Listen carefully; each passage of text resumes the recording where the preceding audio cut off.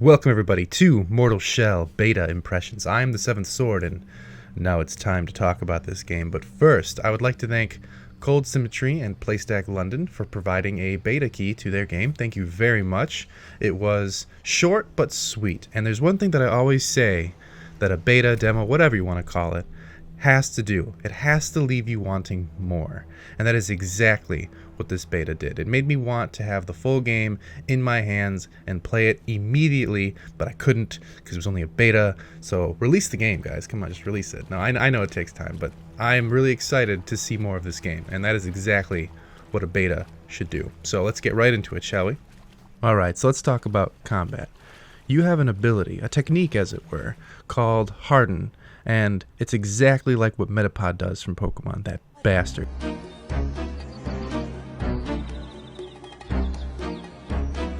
Metapod! Harden! Like his! Maximum hardness, Metapod! What you do in this game is you harden your body and you can withstand a free hit, basically. And it's really, really fun to pull off because there's so many different ways you can execute it. You can use it just in the moment as a block, or you can use it right before an attack, and so when the enemy hits you, they bounce off of you, and then as soon as they bounce off of you, you follow up with your attack. So it's almost like a parry system, but they actually also have a dedicated parry as well. So there's a lot of tools that you can utilize in this game, and so far the combos are fun. I've only found one weapon, but I know that there's more, and I think there's one that I missed in the beta, so I'm going to go back and replay it again to find everything that I missed. But what's really cool about the game are the shells themselves. So, you are some sort of creature that can inhabit what it seems to be fallen warriors.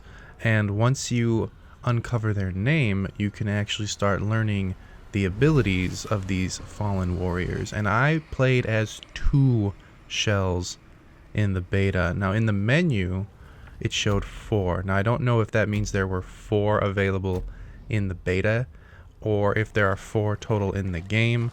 I'm unclear as to how many shells there will be in the final game.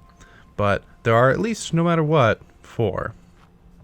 The 2 that I experienced is the one of them you start off with right away.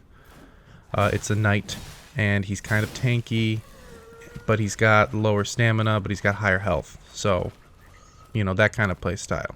The second one had less health, but way more stamina, and I found that one to be more my style because I like doing quick attacks and dodges and stuff like that.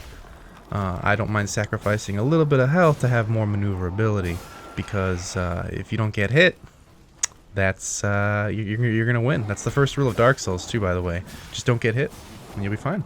If you don't get hit, you can't lose because it didn't hit you. So just don't get hit, and you win. One thing that the game makes you do is it makes you use an item to become familiar with it. You do not know what most of the items do in the game until you've used them at least once. Now, the only problem I have with it is that there's a merchant in the game that sells items, and I'm guessing there'll be merchants later on that also sell items. I don't know why I would ever buy an item that I don't know what it does. So that's the only kind of issue that I take with it. Otherwise, I think it is a pretty cool system. And I mean, as long as you're in a safe spot and you use everything at least once just to see what it does, it's not a big issue. And most of the items in the game actually regenerate. So you can pick up these mushrooms off the ground that heal you. And, you know, I thought, I was like, oh, this is a waste because I just found it on the ground and I have to use it to find out what it does. But you could see a little meter filling up and it'll come back. So it's not like Souls in that regard where you pick up this item and it's gone forever. You can come back and you can pick the mushroom again. So that's how that balances out. Now you can tell that this game is heavily inspired by the Sekiro Shadows Give Birth to Souls series.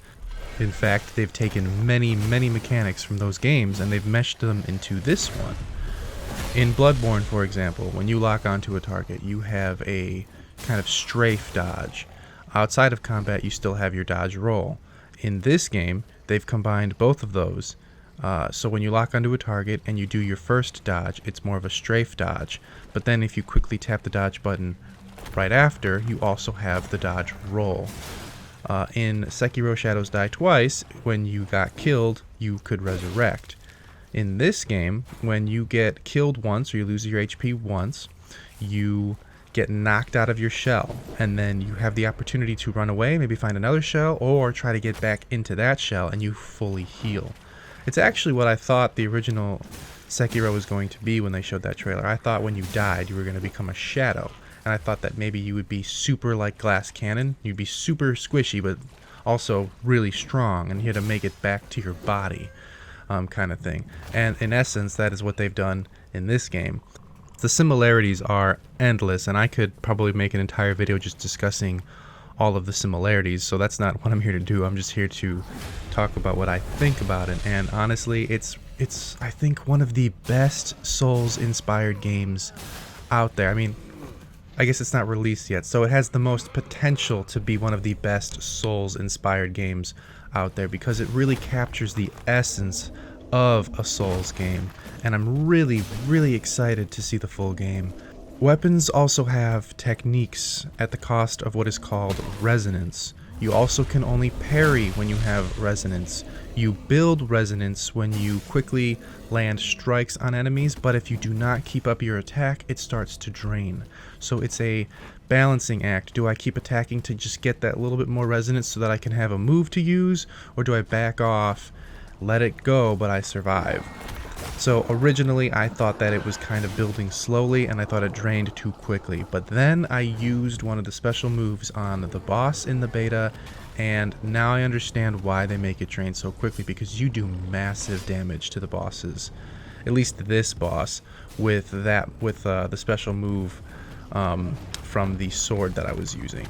So, and I only used it once because I had 2 resonance. If I had all 4 meters, I could use my special attack twice, and I probably could have almost annihilated the boss in 2 hits. So that could be a little broken depending on what people do, because once you build a resonance meter, it's yours. You have it. So you could theoretically just build the resonance and then go to the boss and then annihilate them. So maybe they should make it do a little bit less damage to the boss. I don't know though. You know, it was also just the beta, so they wanted people to beat the beta probably.